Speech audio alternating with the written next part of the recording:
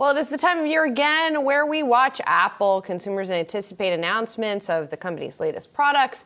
And we've got that announcement coming later today, I believe, at 1 p.m. Eastern. Yahoo Finance's Dan Howley is out there at Yahoo headquarters, at Apple headquarters. We wish. Waiting for that announcement. So, Dan, what are we going to be hearing from Apple today? Yeah, we definitely didn't change our logo to an Apple.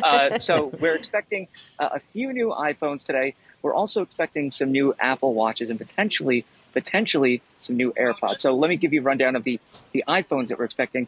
It should be the iPhone 14 and iPhone 14 Pro. Now, they're changing up some of the naming here, and they're also getting rid of the mini line. So we're not going to have an iPhone 14 mini. So if you like that smaller phone design, that's out the window. We're going to get an iPhone 14 and iPhone 14 Pro. Those are going to have 6.1-inch screens.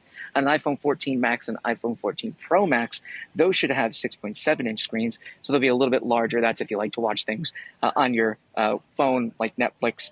I personally go with a smaller size phone, and it works just fine for me. But it's that Pro designation that's really going to be different this year. Instead of all the phones getting the same processors, the Pro phones will get the newer processors, while the non-Pro phones will come with last year's processor. Now, that's not necessarily a negative. Those processors are totally fine. I'm running one right now in my iPhone, and obviously it's working well, I hope.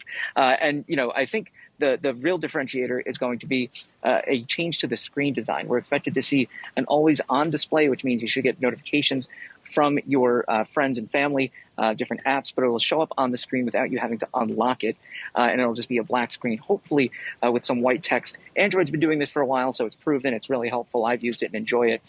After the iPhones, we're also expecting to see some new Apple Watches. It's going to be the Series 8. Potentially a new SE, which is going to be the entry level, and then a Series 8 Pro for extreme athletes, things like that.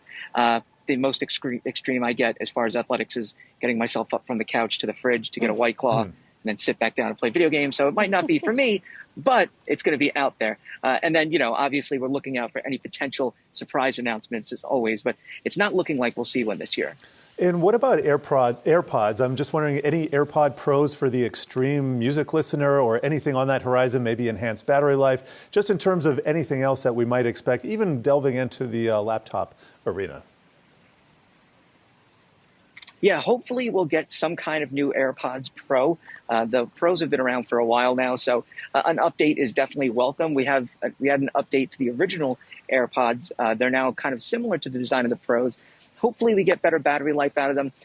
You know, Beats has a kind of similar setup to the AirPods Pro with noise cancellation. They get better battery life than Apple's own flagship Pros. So hopefully we'll see an update there, maybe with a few more extra features. And then as far as the Macs, that's probably going to come in October along with some new iPads and maybe a new M3 chip to run those Macs. But we're not expecting those this time. We're not expecting any VR headsets. That'll probably be its own big splashy event on its own to really show off that technology if and when it comes. And that's expected to be sometime next year.